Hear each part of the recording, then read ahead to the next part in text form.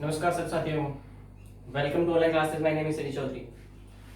आज video number 3 start करने जा रहा हूँ। वीडियो नंबर 1 और 2 स्टार्ट करके मैंने अपलोड करवा दिए थे, देख लीजिएगा अपने चैनल पे जाके। वीडियो नंबर 3, आज क्लास नंबर 3 स्टार्ट होने जा रही है। आज क्लास 3 में क्या पढ़ेंगे, 2 टॉपिक देखेंगे अभी और पीछे वाला रिवाइज भी करेंगे एक बार। पार्ट 3 चलेगा आज। जो ज्वाइन नहीं किया है लेट्स स्टडी को जाके सब्सक्राइब करके लाइक भी कर दे। जिसको पता नहीं है बता देना, ठीक है। लेट्स स्टडी पे क्लास स्टार्ट की जाएगी। अब कोई पूछ रहा है कि किस कंपटीशन की तैयारी चल रही है, कोई किसी के दिमाग में ख्याल आ रहा होगा क्योंकि टेक्निकल टीम ने थंबनेल के ऊपर नहीं लिखा ऐसी चीजें। आज जो थंबनेल होगी इस क्लास के उसके ऊपर ऐड करवा दिया जाएगा उस चीज को।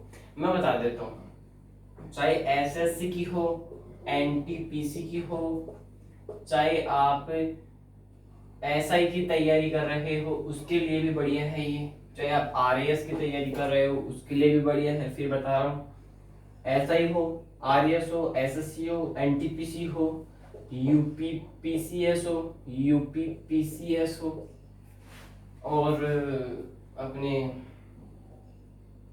रेलवे हो, बाकी जो भी जितनी भी एग्जामें हैं उनके लिए, और एक जो अपने बैंक है बैंक के लिए भी बढ़िया मानता हूँ, राजस्थान पुलिस है उसके लिए भी बढ़िया मानता हूँ, दिल्ली पुलिस, बहुत से एग्जाम्स हैं उनके लिए क्लास ये रामबाण साबित होने वाली है। ये भी आपसे वादा है क्योंकि ये जो जीके पढ़ा रहा हूँ स्टैटिक ये ओवरऑल एग्जाम्स में आ गया ऐसी चीजें। अभी मैं यहाँ मैथ पढ़ा था तो मैं खुद कह देता कि मैथ का जो पार्ट है वो इन सभी में पूछा जाता है। हालांकि जैसे राजस्थान पुलिस में हटा दिया गया है, मैथ का पार्ट हटा दिया गया है, बट रीजनिंग से रिलेटेड क्वेश्चन करवा के दे देता है, अनुपात वाला ऐड करके देता है यहाँ क्वेश्चन। लेकिन फिलहाल जितनी भी एग्जाम्स आ रही है उनके लिए क्लास बहुत बढ़िया है। जो एसआई की तैयारी कर रहा है, आरएएस की कर रहा है, यूपीपीसीएस की कर रहा है, SSC, NTPC, railway, bank, Rajasthan police, जितनी भी एग्जामें हैं स्टेट लेवल हो चाहे और कोई लेवल हो, कोई सा भी लेवल एग्जाम्स हो, ये जो लेवल है सभी एग्जाम्स के लिए है। तो स्टार्ट करता हूँ मैं नेक्स्ट वीडियो को। नेक्स्ट तो नहीं, यानी कि 2 वीडियो हो गए, तीसरा वीडियो स्टार्ट करने जा रहा हूँ मैं आज। इस तीसरे वीडियो को स्टार्ट करने से पहले आपको पीछे की चीजें रिवाइज भी करवानी पड़ेगी। तो इनके लिए क्या उपाय करें आपको मैं बता देता हूँ।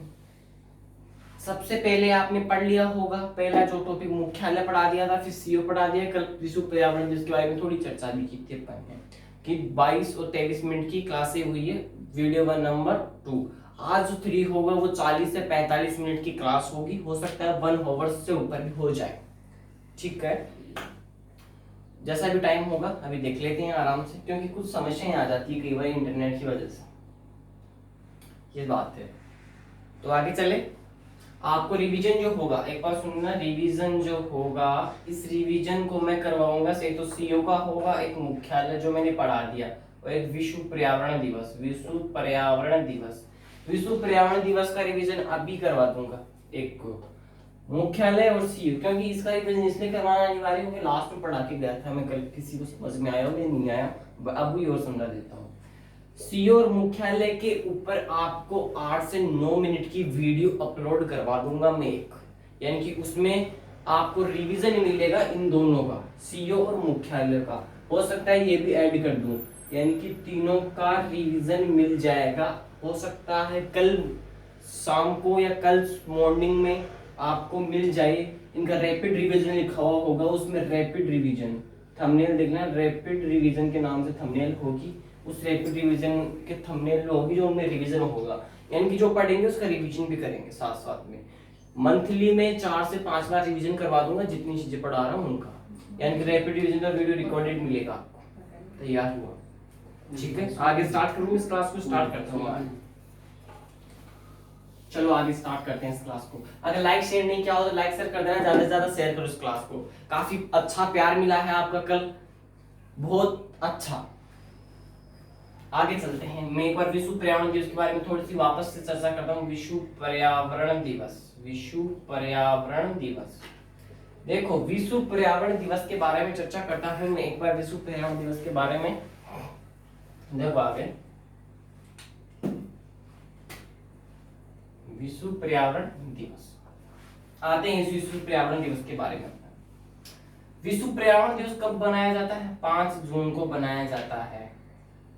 आज थंबनेल में विश्व पर्यावरण दिवस नहीं लगाया जाएगा क्योंकि विश्व पर्यावरण दिवस कल हो गया था। मैं केवल इसका एक बार रिवीजन करवा रहा हूँ, इनकी रिवीजन या इनकी जो पढ़ी नहीं हो पढ़ भी लेना यहाँ से। विश्व पर्यावरण दिवस 5 जून को बनाया जाता है। विश्व पर्यावरण दिवस फर्स्ट बार 1974 में बनाया गया। पहली बार 1974 में बनाया गया। कौन? विश्व पर्यावरण दिवस 5 जून को बनाया जाता है, 5 जून को आता है। अब आएगा आगे, यानी कि मई चल रहा है, अब अगले महीने में आएगा 5 जून को विश्व पर्यावरण दिवस। पहली बार 1974 में। अब पूछ ले, इसकी जो पहली बार 1974 में बनाया गया था, इसकी मेजबानी कौन करता है? मेजबानी, इसकी मेजबानी करता है अमेरिका। कौन करता है इसकी मेजबानी? अमेरिका। अमेरिका क्या करता है? इसकी मेजबानी करता है विश्व पर्यावरण दिवस की, जब पहली बार बनाया गया 1974 में। पूछ ले इसकी थीम क्या थी, तो इसकी थीम क्या है वो थीम भी सुन लेना। Only one earth, only one earth इसकी थीम थी विश्व पर्यावरण दिवस की, जब पहली बार 1974 में बनाया गया। इसकी मेजबानी अमेरिका करता है। विश्व पर्यावरण दिवस 5 जून को बनाया जाता है। ये जानकारी यहाँ से कंफर्म है क्या आपको? आगे चलो 1974 में बोल दिया ना मैंने यहाँ पे पहली बार। अब पूछ ले गुरुजी इसके बाद में 2018 के अंदर इसकी मेजबानी कौन करता है और इसकी थीम क्या थी और कौन सा देश मेजबानी कर रहा है? तो 2018 में मेजबानी कौन करता है? अपना भारत। अपना भारत लिख लो यहाँ, अपना भारत, यानी कि भारत इसकी मेजबानी करता है। मेजबानी कौन करता है? अपना भारत मेजबानी करता है। किसकी? विश्व पर्यावरण दिवस 2018 वाले की। इसकी थीम क्या थी? इसकी थीम भी पूछ ली जाती है, तो आपको थीम भी पता होनी चाहिए। अगर आप मेरे से पढ़ रहे हो तो आपको ये तो डर है कि जहां से भी क्वेश्चन आएगा उसको फोड़ के आएंगे पेपर में, क्योंकि हम पढ़ी ऐसी चीजें रहे हैं और पढ़ी ही ऐसी क्लास में आई ऐसी क्लास में है। तो थीम आपको क्या मिलेगी? थीम मिलेगी बीट द प्लास्टिक पोल्यूशन। लिख लेना यहां से बढ़िया तरीके से, beat the plastic pollution. Beat the plastic pollution theme थी किसकी? 2018 वाले विश्व पर्यावरण दिवस की, जिसकी मेजबानी अपना भारत करता है। आगे चलो 2019 के अंदर आओ। 2019 में मेजबानी कौन करता है बताओ, किसी को पता हो तो। मेजबानी कौन करता है 2019 में? मेजबानी कौन करता है? चाइना। कौन करता है? चाइना। चाइना मेजबानी करता है, बट इसकी थीम क्या थी? इसकी थीम क्या थी? इसकी थीम क्या है वो सुन लो। सेम भारत वाली थीम है, इसमें कुछ चेंजेस किया हुआ है वो सुन लेना।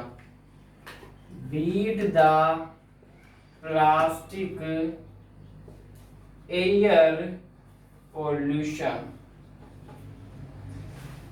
Beat the plastic air pollution theme थी किसकी? 2019 में, जब चाइना मेजबानी करता है। 2019 में करता है, सन बता रहा हूं यहां से, और 2018 में अपना भारत करता है beat the plastic pollution. Last बता रहा हूं यहां से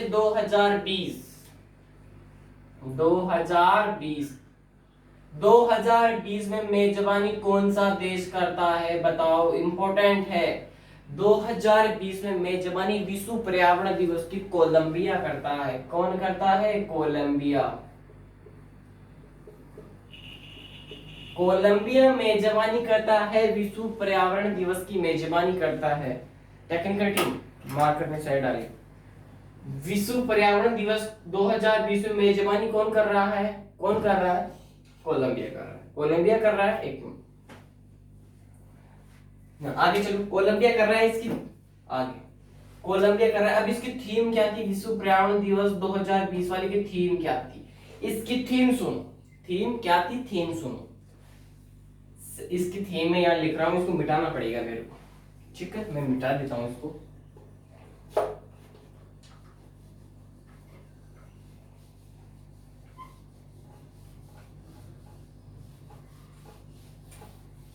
लिखो यहां से, थीम क्या थी, लिखो, celebrate biodiversity it's time to nature. ये थीम थी इसकी, सुन लेना, celebrate biodiversity it's time to nature, किसकी, 2020 में विश्व पर्यावरण दिवस की इसकी थीम थी। इसकी मेजबानी कौन सा देश करता है, कोलंबिया करता है। यहां से विश्व पर्यावरण दिवस की जानकारी कंप्लीट होती है। अगर विश्व पर्यावरण दिवस के बारे में कोई भी क्वेश्चन आता है तो सीधी सी कहानी है, यहां से आप जरूर दोगे उसका आंसर। देखो एक बार इसका रिवीजन करवा रहा हूं, सुन लेना आराम से। विश्व पर्यावरण दिवस, विश्व पर्यावरण दिवस 2020 में इसकी मेजबानी कौन करता है, कोलंबिया करता है मेजबानी।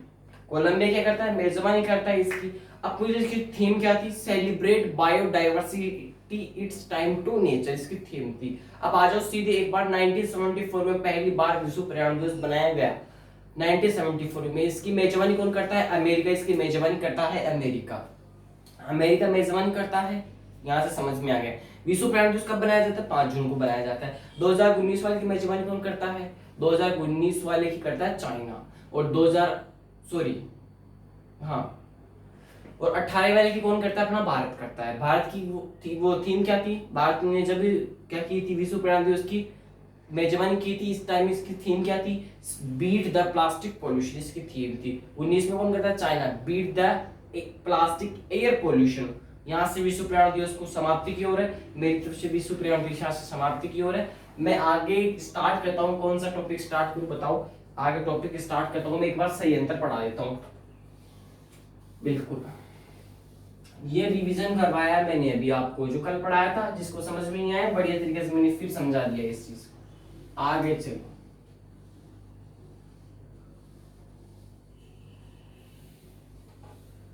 आगे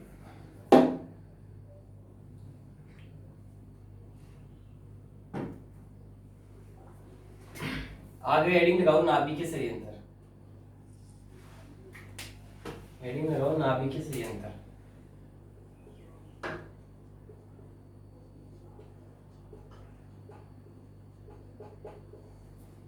हेडिंग लगाओ, नाभिकीय संयंत्र। हाँ बिल्कुल, सीरीज को नाम दो यहां से।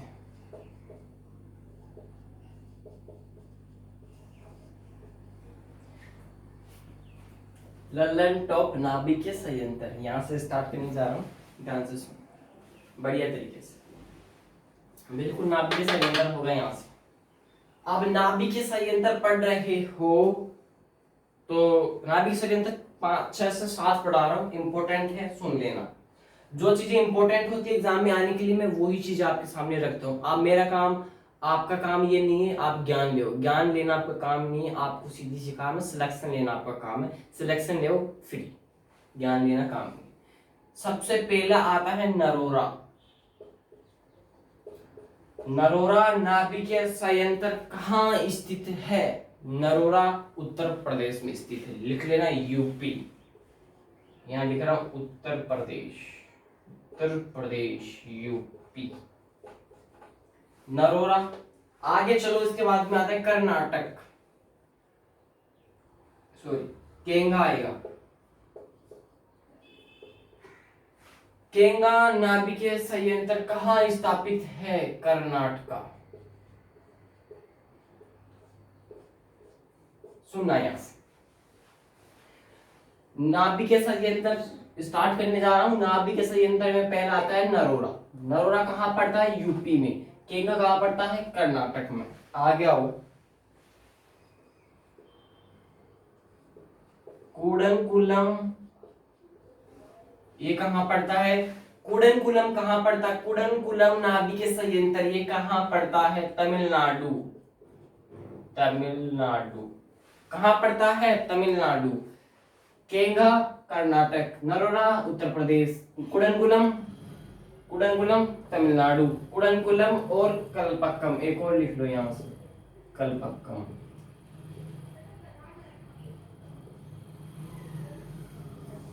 कलपक्कम भी कहां पड़ता है, तमिलनाडु में ही पड़ता है।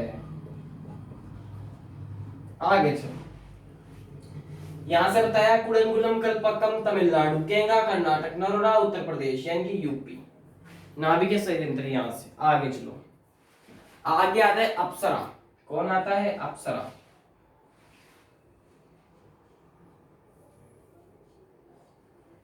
अप्सरा नाभिकीय संयंत्र, अप्सरा नाभिकीय संयंत्र कहाँ स्थापित है बताओ? अप्सरा नाभिकीय संयंत्र कहाँ स्थापित है बताओ? अप्सरा है महाराष्ट्र, महाराष्ट्र। अब महाराष्ट्र में तो अप्सरा से यहां से 1 से 2 क्वेश्चन और बनते हैं, सुनना। यहां से लिख लेना नोट करके, पहला परमाणु रिएक्टर अप्सरा ट्राम्बे महाराष्ट्र लिख लेना, ट्राम्बे में स्थित है, ट्राम्बे, ट्राम्बे महाराष्ट्र। पहला परमाणु रिएक्टर कहाँ स्थापित किया गया था? ट्राम्बे महाराष्ट्र। पहला परमाणु रिएक्टर ट्राम्बे महाराष्ट्र में स्थापित किया गया था, और अप्सरा नाभिकीय संयंत्र भी ट्राम्बे महाराष्ट्र में ही स्थित है। यहां से समझ में आ गया होगा सबको? बिल्कुल, भारत का पहला, ये यहां से लिख लो, भारत का पहला परमाणु रिएक्टर कहाँ स्थापित किया गया था? ट्राम्बे महाराष्ट्र। अप्सरा नाभिकीय संयंत्र कहाँ स्थापित है? वो भी ट्राम्बे महाराष्ट्र में। केंगा का परमाणु संयंत्र कर्नाटका। कुडनकुलम कल्पक्कम वो कहाँ है? तमिलनाडु। नरोरा कहाँ स्थापित है? नरोरा उत्तर प्रदेश। यहां से नाभिकीय संयंत्र आपको ये पता चल गए होंगे, नरोरा उत्तर प्रदेश, केंगा कर्नाटका, कुडनकुलम कल्पक्कम तमिलनाडु, अप्सरा ट्राम्बे महाराष्ट्र। भारत का पहला परमाणु रिएक्टर ट्राम्बे महाराष्ट्र में, भारत का पहला है परमाणु रिएक्टर। आगे चलो, आगे चलो, आगे चलो, आगे लिखो, मिटा दो इनको 1 मिनट।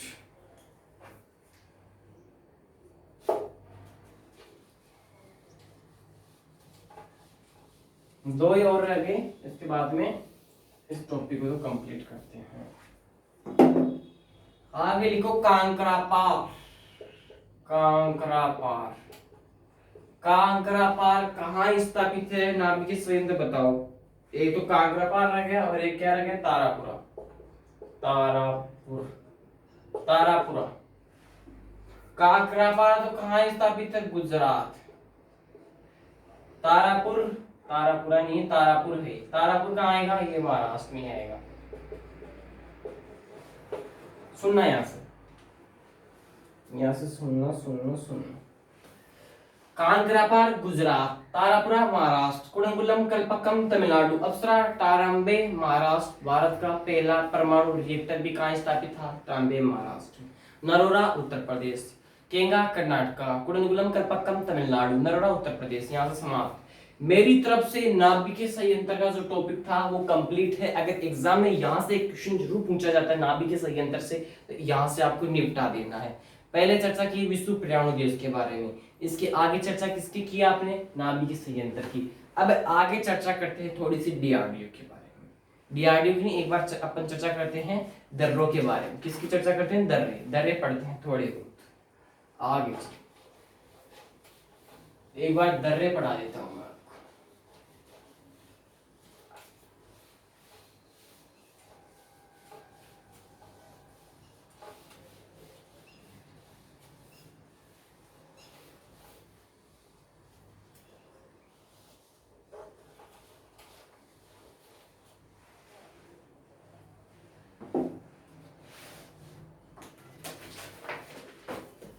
आ गया जो आज पढ़ेंगे अपन प्रमुख दर्रे।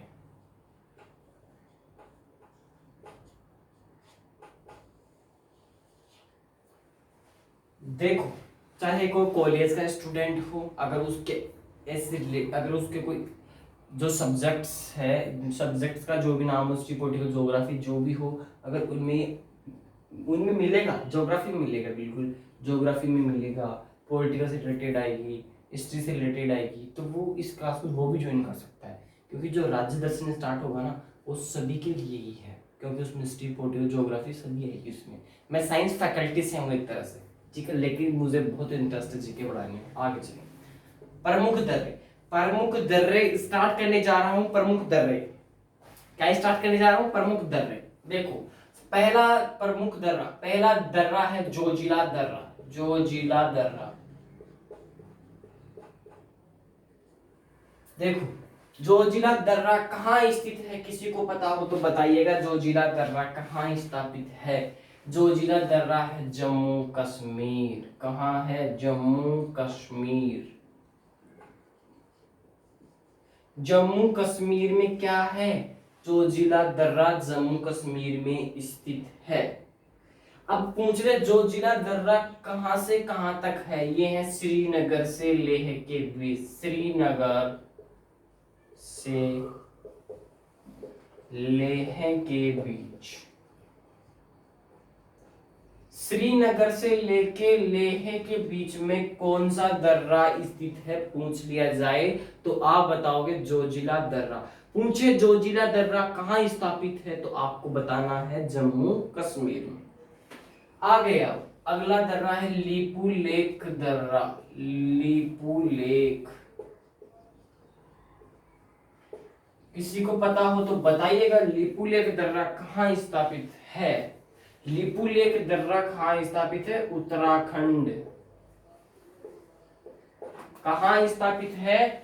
उत्तराखंड में स्थापित है। उत्तराखंड में क्या स्थापित है? लीपू लेक दर्रा। जोजिला दर्रा जम्मू कश्मीर, श्रीनगर से लेकर लेह के मध्य। लीपू लेक दर्रा उत्तराखंड। अब पूछ ले लीपू लेक दर्रा जो है वो हाल ही में चर्चा का विषय बना हुआ है। ये क्यों बना हुआ है? ये इसलिए बना हुआ है क्योंकि भारत व नेपाल के बीच में, भारत व नेपाल के बीच में यहाँ ये विवादित चल रहा है। लीपू लेक दर्रा विवादित है, लीपू लेक विवादित है भारत और नेपाल के बीच में, इसलिए यहाँ पे भी विवादित चल रहा है। भारत व नेपाल के मध्य विवादित क्षेत्र, विवादित क्षेत्र। देखो एग्जाम में क्वेश्चन कैसे आएगा? लीपू लेक दर्रा हाल ही में चर्चा में रहा, ये किन देशों के मध्य चर्चा में यानी कि विवादित आ रहा है? तो आप बताओगे भारत और नेपाल के बीच में। भारत और नेपाल के बीच में विवादित कौन सा दर्रा है? लीपू लेक दर्रा। क्वेश्चन ऐसे पूछ सकता है भारत और नेपाल के बीच में हाल ही में विवादित दर्रा कौन सा है? तो आपको बताना है कौन सा है? लीपू लेक दर्रा उत्तराखंड में स्थित है, देवों की नगरी उत्तराखंड। आगे चलो, जोजिला दर्रा जम्मू कश्मीर श्रीनगर से लेके लेह के बीच में स्थापित है। आगे आओ, आगे आता है सिपकिला दर्रा। कौन सा है? सिपकिला दर्रा, सिपकिला। देखो सिपकिले दर्रे को देखो एक बार। सिपकिला दर्रा है हिमाचल प्रदेश में स्थित, हिमाचल प्रदेश।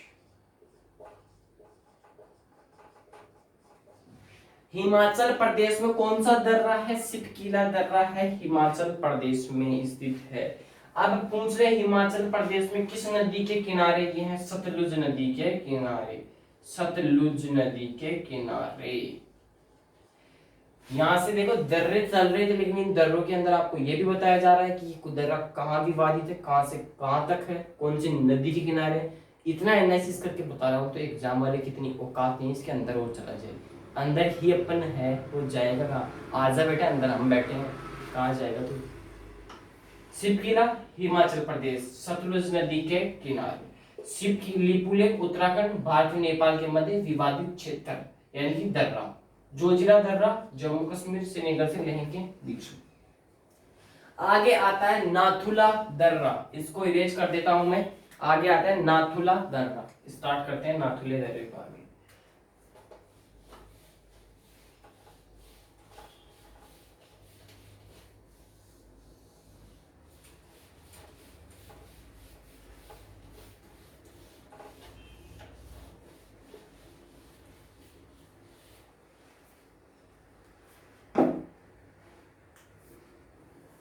आ गया वो नाथुला दर्रा।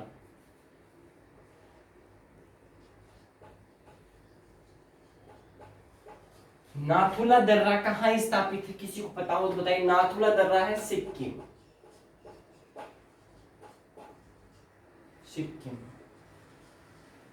नाथुला दर्रा कहाँ है? सिक्किम में है। नाथुला सिक्किम। आ गया Bomdila.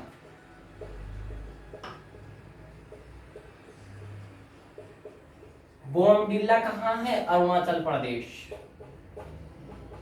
Arunachal Pradesh. Technical team time बताए कि वो बच्चों को राजेंद्र से स्टार्ट करो। देखो नाथुला दर्रा सिक्किम, नाथुला दर्रा सिक्किम में है, बोमडिला दर्रा अरुणाचल प्रदेश। हाँ आगे चलो, नाथुला दर्रा सिक्किम, बोमडिला दर्रा अरुणाचल प्रदेश। आगे चलो, देखो मेरी तरफ से आज विश्व पर्यावरण दिवस के बारे में चर्चा की है, यानी कि रिवीजन करवाया मैंने, वो कंप्लीट है। मेरी तरफ से विश्व पर्यावरण दिवस कंप्लीट है। आगे चलते हैं, आगे क्या कंप्लीट करवाया मैंने? भी आपको दर्रे कंप्लीट करवाए, संयंत्र कंप्लीट करवाए। अब आगे स्टार्ट लगाओ, एक संस्था नाम है डीआरडीओ, उसके बारे में थोड़ी सी चर्चा करते हैं। डीआरडीओ एक संस्था का नाम है डीआरडीओ, इसके बारे में चर्चा करते हैं अपन। डीआरडीओ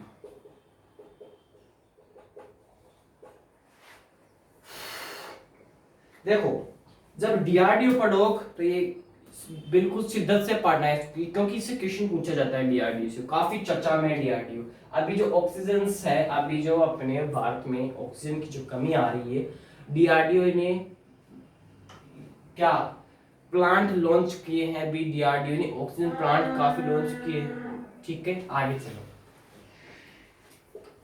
अब पूछ लेता हूँ डीआरडीओ के बारे में। डीआरडीओ गुरुजी इंफॉर्मेशन भी बता दीजिए गुरुजी, इंग्लिश में नाम भी बता दीजिए, इसको इंग्लिश में क्या कहते हैं, हिंदी में क्या कहते हैं, दोनों बताऊंगा, पढ़ लो सिद्ध से।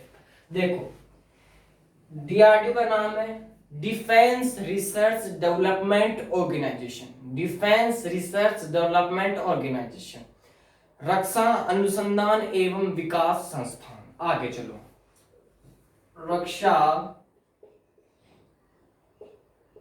अनुसंधान एवं विकास संस्थान।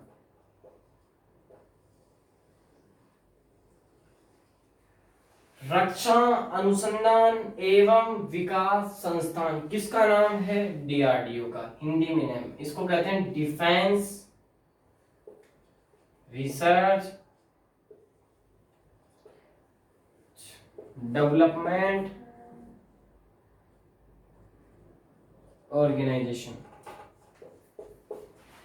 डिफेंस रिसर्च डेवलपमेंट ऑर्गेनाइजेशन, रक्षा अनुसंधान एवं विकास संस्थान, डीआरडीओ का नाम। आगे चलो, पूछ ले डीआरडीओ की स्थापना कब हुई? डीआरडीओ देखो, कभी भी क्लास में पढ़ाऊंगा, हर एक दो दिन से डीआरडीओ को लेकर आऊंगा, क्योंकि डीआरडीओ एग्जाम में 2021 में जो भी एग्जाम्स होगी, एग्जाम 21 में होगी डन है 21 में। ऐसा तो नहीं कि कोविड के कारण ड्यू रह जाएगी, नहीं, 21 में भी एग्जाम्स होगी, 22 में भी होगी। तो डीआरडीओ 2022 तक जितनी भी एग्जाम है आगे भी, उनके लिए काफी चर्चा में विषय बना हुआ, यहाँ से क्वेश्चन जरूर निकलेगा। और इस डीआरडीओ से ये जो डीआरडीओ है, ये 30 मिनट का टॉपिक लेके पढ़ाऊंगा आपको बहुत अच्छी तरह से। अभी तो मैं इसकी थोड़ी सी इंपॉर्टेंट जानकारी दे रहा हूँ, जो आपको एग्जाम में अगर हो तो वहां से आप पेपर की खोपड़ी में छेद देके फ्री कर दो पेपर को, कि तू तो चल अब आगे हम और लेकर आते हैं। स्थापना पूछे तो 1958 में डीआरडीओ की स्थापना होती है, डिफेंस रिसर्च डेवलपमेंट ऑर्गेनाइजेशन, रक्षा अनुसंधान विकास संस्थान। आगे चलो, स्थापना 1958। आगे चलो, पूछ ले हाल ही में डीआरडीओ का 63वां स्थापना दिवस भी बनाया गया। लिख लो किसका, ऐसा क्वेश्चन आएगा एग्जाम में, हाल ही में किस संस्था का 63वां स्थापना दिवस बनाया गया है? तो आपको वहां से लिखना होगा डिफेंस रिसर्च डेवलपमेंट ऑर्गेनाइजेशन, रक्षा अनुसंधान विकास संस्थान, डीआरडीओ। 63वां स्थापना दिवस, 63वां स्थापना दिवस। यहां से आगे चलो, इसके पूछ ले अध्यक्ष कौन है? अध्यक्ष भी बताना होगा आपको। इसके अध्यक्ष है सतीश रेड्डी। सतीश रेड्डी।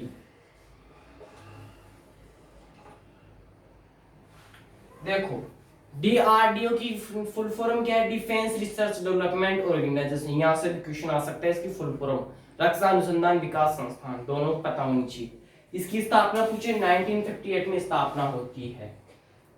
हाल ही में किसका 63वां स्थापना दिवस मनाया गया? डीआरडीओ का बनाया गया, ये भी पता होना चाहिए। पूछ ले इसका अध्यक्ष कौन है डीआरडीओ का?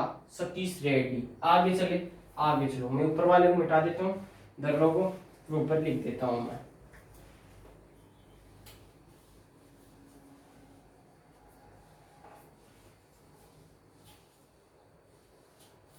आगे चलो। अब पूछ ले डीआरडीओ का स्रोत क्या है? डीआरडीओ का स्रोत पूछ ले, एग्जाम में स्रोत भी पूछ लेता है, तो ऐसी अपन को तो पूरे एनालिसिस करना है। तो डीआरडीओ का स्रोत क्या है? विज्ञान। विज्ञान डीआरडीओ का स्रोत है। विज्ञान क्या है? डीआरडीओ का स्रोत है। पूछ ले डीआरडीओ का शुभंकर कौन है? शुभंकर। शुभंकर पूछेगा तो डीआरडीओ का शुभंकर क्या होगा? बलस्य मूल्यम विज्ञानम। लिखो, नोट करो यहां से, बलस्य मूलम विज्ञानम। बलस्य मूलम विज्ञानम किसका? शुभंकर है, डीआरडीओ का। शुभंकर पूछे बलस्य मूलम विज्ञानम, डीआरडीओ का। स्रोत पूछे विज्ञान, इसका स्रोत है डीआरडीओ का। आगे चलो। रक्षा अनुसंधान विकास संस्थान डीआरडीओ का नाम है, डिफेंस रिसर्च डेवलपमेंट ऑर्गेनाइजेशन। इसकी स्थापना 1958 में होती है। 63वां स्थापना दिवस बनाया गया हाल ही में। इसके अध्यक्ष कौन है? डॉक्टर सतीश रेड्डी इसके अध्यक्ष। हाँ, एक चीज भूल गए, सबसे इंपॉर्टेंट, इसका मुख्यालय। गुरुजी इसका मुख्यालय भी बता दो। इसका मुख्यालय, डीआरडीओ का मुख्यालय कहाँ है? दिल्ली में स्थित है। दिल्ली में इसका मुख्यालय, किसका? डीआरडीओ का। डीआरडीओ का मुख्यालय दिल्ली के अंदर, तो इसका मुख्यालय है। स्थापना 1958 में। डॉक्टर सतीश रेड्डी इसके अध्यक्ष। शुभंकर बलस्य मूलम विज्ञानम। स्रोत क्या है? विज्ञान है। यहां से जानकारी कंप्लीट होती है डीआरडीओ की। आगे चले, आगे चलो।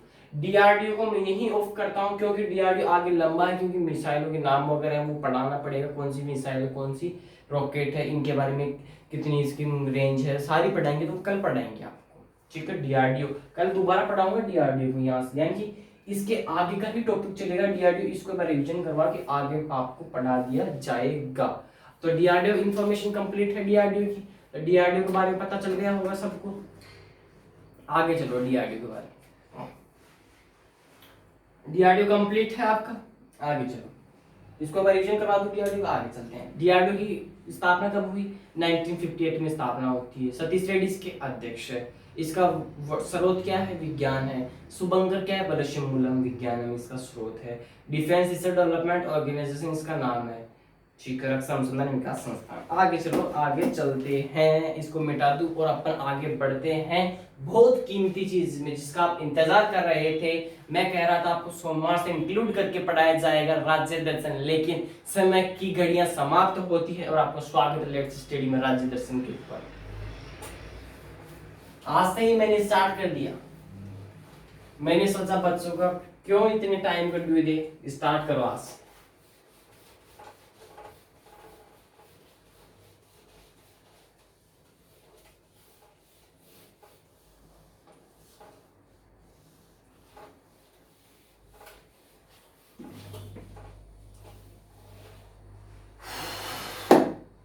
स्टार्ट करूं आज। अब स्टार्ट करते हैं राज्य दर्शन।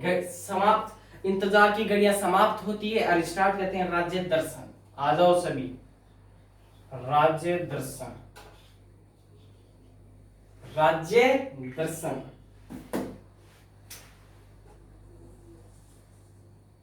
राज्य दर्शन स्टार्ट होता है, इसमें आपको ज्योग्राफी, पॉलिटिकल हिस्ट्री और आर्ट एंड कल्चर से रिलेटेड क्वेश्चन भी मिलेंगे। अपन घूमने चलेंगे राज्य दर्शन। सभी अपने बोरी बिस्तर बांध लेना, बैग वैग तैयार कर लेना, अच्छी तरह तैयार हो जाना। अपन चल रहे हैं राज्य दर्शन, यानी कि घूमने निकल रहे हैं। अब पूरे इंडिया को शेयर कर कर ही आएंगे, इंडिया को पूरे को देख कर आएंगे कि किसी अपन कहाँ जाए ना, कि कहाँ जाए तो आपको पता तो हो इस जगह पर ये है। आगे चलो, राज्य दर्शन में पहला राज्य होगा कौन सा? बताओ। असम राज्य के बारे में अपन स्टार्ट करते हैं असम से। राज्य होगा असम, राज्य होगा असम, राज्य कौन सा होगा? असम। असम राज्य के ऊपर अपन राज्य दर्शन को स्टार्ट कर रहा हूं। असम से चर्चा कर रहे हैं, असम से आगे चलो। सॉरी, राज्य स्टार्ट करना। राज्य होगा असम। असम की राजधानी देखो, राज्य दर्शन में पहले आएगा राजधानी। अगर घूमने चल रहे हैं तो सबसे पहले इसकी राजधानी में जाएंगे अपन। देखो राजधानी क्या है, असम की राजधानी क्या है? दिसपुर है। क्या है? दिसपुर। असम की राजधानी क्या है? दिसपुर है। असम की राजधानी दिसपुर है। सभी गाड़ियों में बैठ जाना, कोई कांच के बाहर हाथ नहीं निकालेगा, सभी को अंदर हाथ रखना है भैया। आगे चलो, आगे चले, चलो देखो पॉइंट नोट करो और लिखो। राज्य दर्शन में असम राज्य को स्टार्ट करने जा रहे हैं। इस राज्य की राजधानी क्या है? दिसपुर है। और स्टार्ट करो, लिखना प्रारंभ करो। असम एकमात्र, लिखो, असम एकमात्र राज्य जिसकी सीमा 6 उत्तरी पूर्वी राज्यों से लगती है। असम एकमात्र ऐसा राज्य है जिसकी सीमा 6 उत्तरी पूर्वी राज्यों से लगती है। आगे चलो, लिखो इस पॉइंट को। असम एकमात्र ऐसा राज्य है जिसकी सीमा 6 उत्तरी पूर्वी राज्यों से लगती है। 6 उत्तरी पूर्वी राज्यों से सीमा किसकी लगती है? ऐसा कौन सा राज्य है एकमात्र? वो है असम। आपको इतनी ही पता होनी चाहिए, इतनी रामायण को पता नहीं है आपको, इतनी सी नॉलेज रखो। 6 उत्तरी पूर्वी राज्य असम से सीमा बनाते हैं, इतना सा याद रखो, बाकी कुछ नहीं। असम की राजधानी दिसपुर है। असम राज्य के ऊपर चर्चा कर रहे हैं, राज्य दर्शन स्टार्ट है असम का। आगे चलो, आगे चलो। अब ये भी देखो, असम बांग्लादेश को, लिखो, असम बांग्लादेश को 2 बार स्पर्श करता है। लिखो, लिखो, असम बांग्लादेश को 2 बार स्पर्श करता है। असम एकमात्र ऐसा राज्य है जो बांग्लादेश को 2 बार स्पर्श करता है। आगे चले, आगे चलो। पहला पॉइंट क्या पढ़ा? असम एकमात्र ऐसा राज्य है जिसकी सीमा 6 उत्तरी पूर्वी राज्यों से लगती है। एग्जाम में क्वेश्चन किस प्रकार आएगा? ऐसा कौन सा राज्य है जिसकी सीमा 6 उत्तरी पूर्वी राज्यों से लगती है? आप लिखोगे असम। और पूछे ऐसा कौन सा राज्य है जो बांग्लादेश को 2 बार स्पर्श करता है? आप लिखोगे असम। पूछे असम की राजधानी क्या है? दिसपुर। आगे चले, आगे चलो, एक पॉइंट नोट करके लिखो यहां, सिक्किम सेवन सिस्टर में शामिल नहीं है।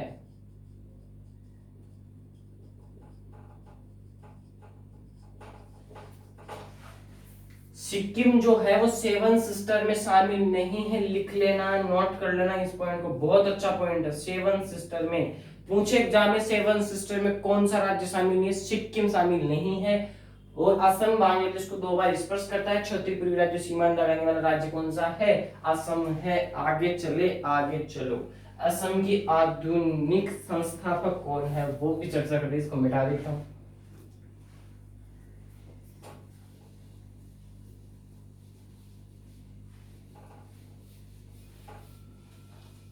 टेक्निकल क्यों टाइम बताए?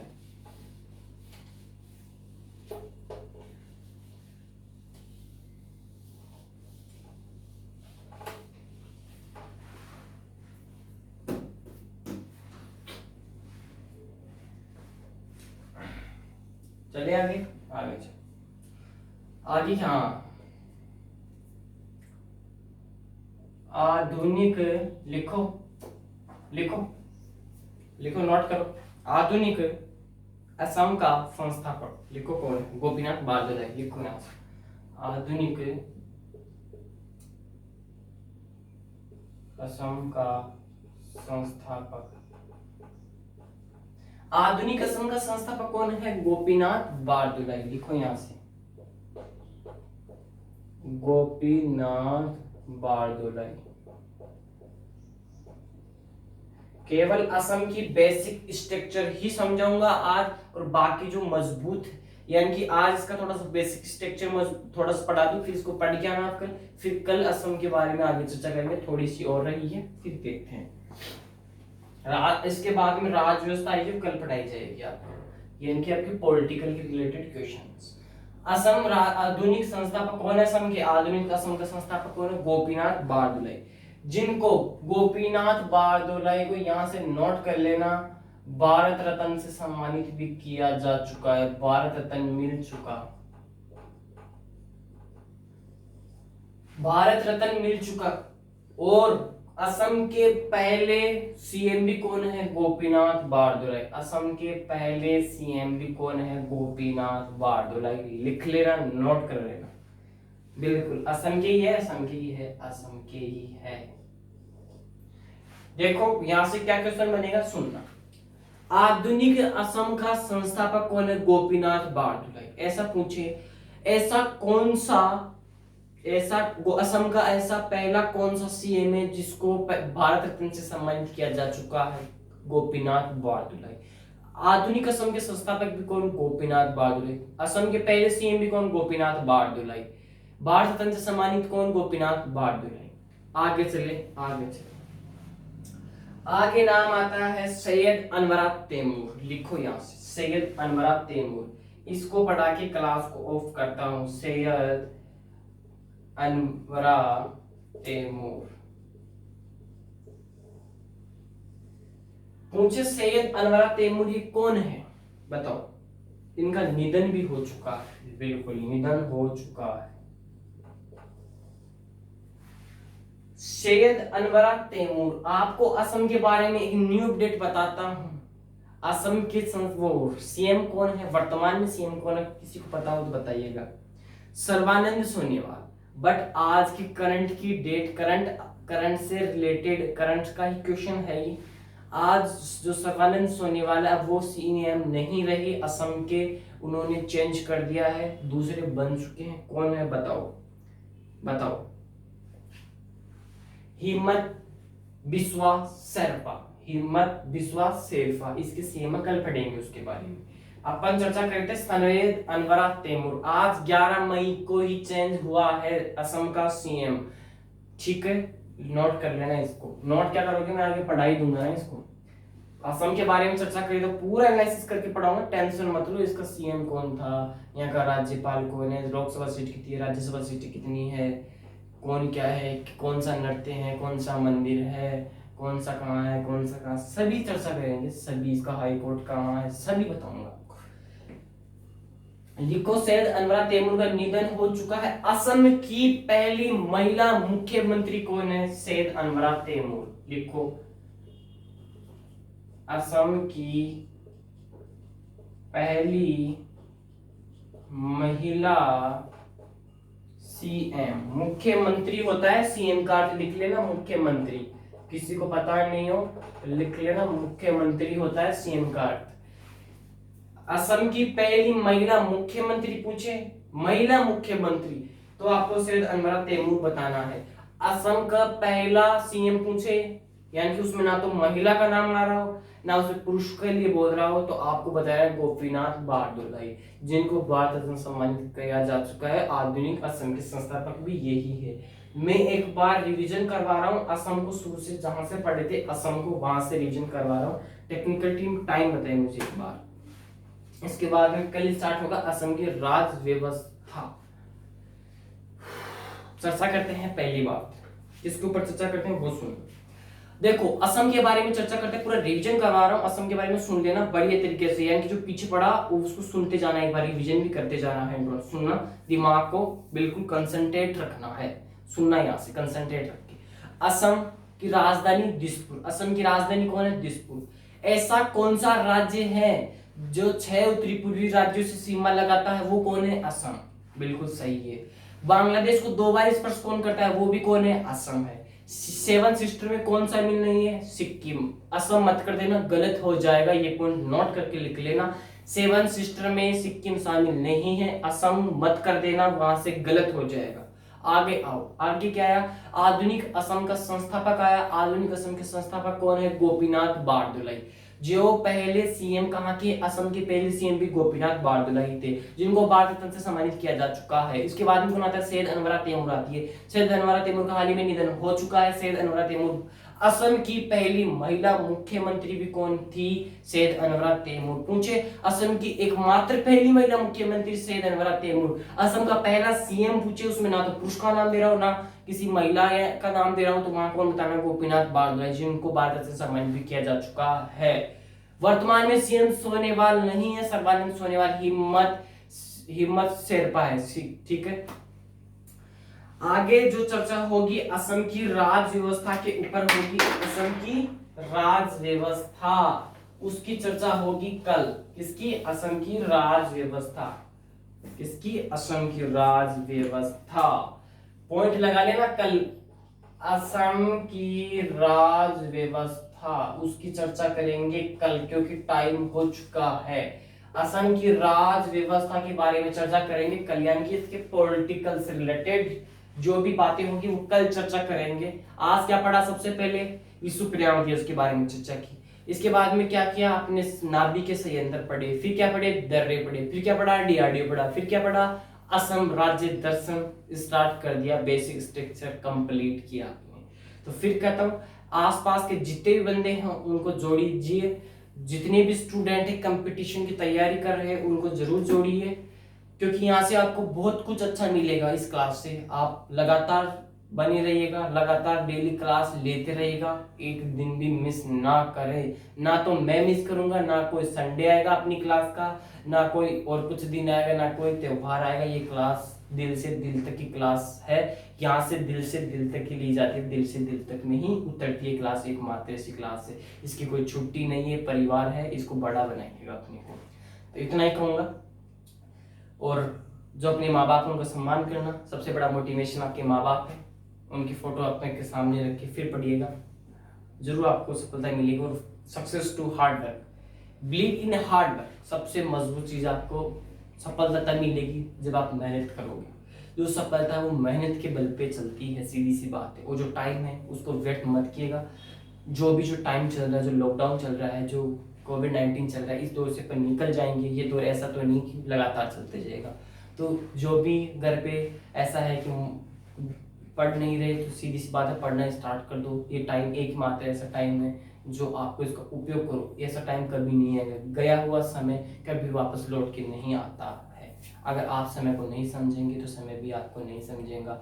समय अपने आप डिसाइड करेगा कि आपको क्या करवाना है, या तो समय डिसाइड करे आपको क्या करवाना है, या आप डिसाइड करो कि समय मेरे अनुसार चले। तो आपको ऐसा बनना है कि मेरे अनुसार समय चले। तो इसके लिए क्या करना होगा? मेहनत करनी होगी सबसे पहले। तो मेहनत करिएगा, लगातार बनी रहेगा अपनी क्लास से। इतना ही कहूँगा। Bye bye, have a nice day. Jai Hind, जय भारत।